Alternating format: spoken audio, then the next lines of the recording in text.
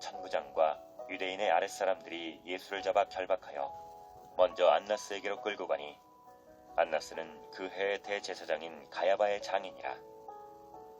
가야바는 유대인들에게 한 사람이 백성을 위하여 죽는 것이 유익하다고 권고하던 자로라. 시몬 베드로와 또 다른 제자 한 사람이 예수를 따르니 이 제자는 대제사장과 아는 사람이라. 예수와 함께 대제사장의 집들에 들어가고 베드로는 문 밖에 서 있는지라. 대제사장을 아는 그 다른 제자가 나가서 문 지키는 여자에게 말하여 베드로를 데리고 들어오니 문 지키는 여종이 베드로에게 말하되 너도 이 사람의 제자 중 하나가 아니냐 하니 그가 말하되 나는 아니라 하고 그때가 추운 고로 종과 아랫사람들이 불을 피우고 서서 쬐니 베드로도 함께 서서 쬐더라. 대제사장이 예수에게 그의 제자들과 그의 교훈에 대하여 물으니 예수께서 대답하시되 내가 드러내놓고 세상에 말하였노라. 모든 유대인들이 모이는 회당과 성전에서 항상 가르쳤고 은밀하게는 아무것도 말하지 아니하였거늘 어찌하여 내게 묻느냐. 내가 무슨 말을 하였는지 들은 자들에게 물어보라. 그들이 내가 하던 말을 아느니라. 이 말씀을 하심에 곁에 섰던 아랫사람 하나가 손으로 예수를 쳐 이르되 내가 대제사장에게 이같이 대답하느냐 하니 예수께서 대답하시되 내가 말을 잘못하였으면 그 잘못한 것을 증언하라. 바른 말을 하였으면 내가 어찌하여 나를 치느냐 하시더라. 안나스가 예수를 결박한 그대로 대제사장 가야바에게 보내니라.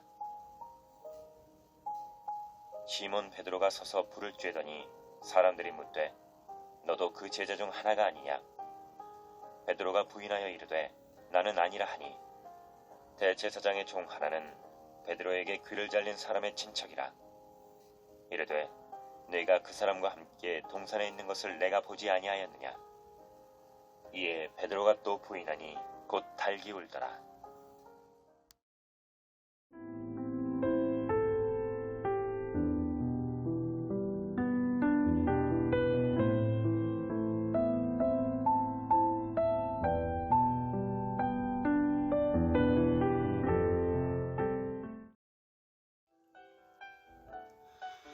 고난주간 새벽 말씀 묵상, 오늘 화요일 말씀, 어제에 이어서 요한복음 18장 12절부터 27절까지의 말씀을 봤습니다.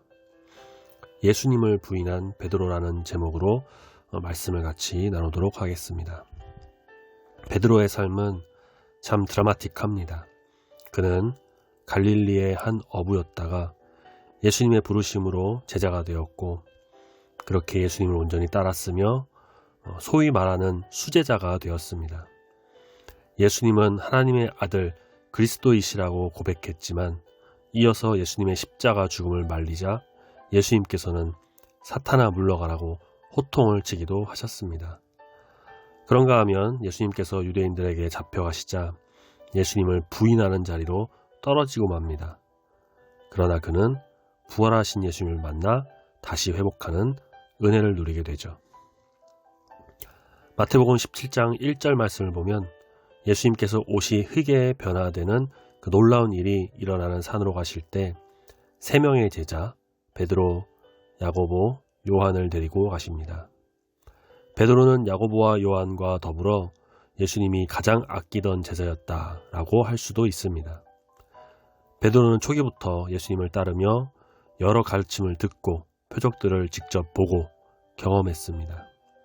그 결과 베드로는 예수님을 향해 앞서 말씀드린 것처럼 마태복음 16장 16절 주는 그리스도시요 살아계신 하나님의 아들이시니이다 라고 고백할 수 있었습니다. 예수님이 부인할 것을 말씀하실 때 절대 그렇지 않을 것이라고 다짐하며 말하기도 했습니다. 예수님이 잡혀가신 뒤에도 바로 도망치지 않고 그 뒤를 따라갔습니다. 하지만 그곳에서 결국 베드로는 예수님을 부인하기 시작합니다.